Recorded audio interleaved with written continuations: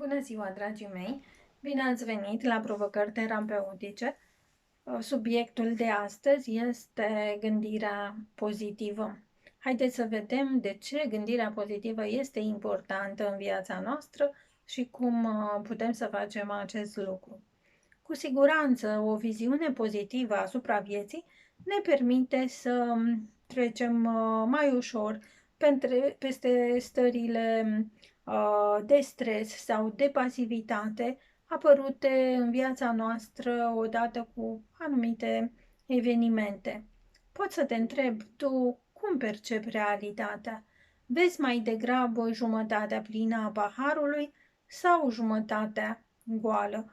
Care este reacția ta spontană la evenimentele din jur? Este o reacție pozitivă sau negativă? Răspundeți singur la câteva întrebări și observă care este punctul tău de vedere asupra lumii. Ești uneori critic sau te devalorizezi, te simți deziluzionat sau poate crispat.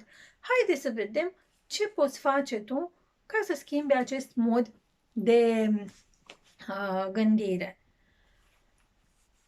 Nu vâna lucrurile negative pe care le fac cei din jurul tău. Axează-te pe lucrurile pozitive sau, ca să folosim o metaforă,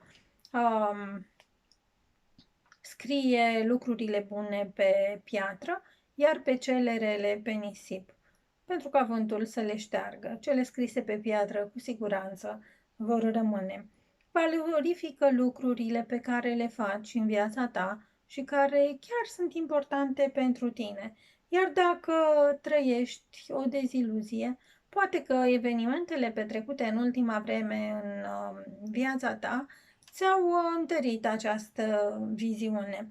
Ce-ar fi să cauți câteva dintre lucrurile bune care ție ți-au reușit și care contrazic această viziune negativă?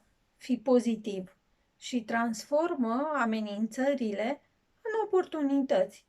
Observă dacă ai o libertate de acțiune.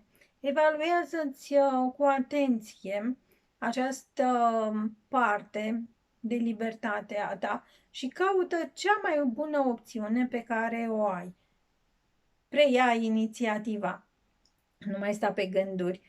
Vorbește mai des despre lucrurile bune pe care le faci, care îți reușesc și nu mai folosi cuvinte precum dar, dacă, care anunță prezența sabotorului interior. El întotdeauna va avea ceva de comentat și va pune piedici acțiunilor tale. Și foarte important, asumă-ți responsabilitatea. Nu o mai plasa în afara ta sau pe umerii celorlalți.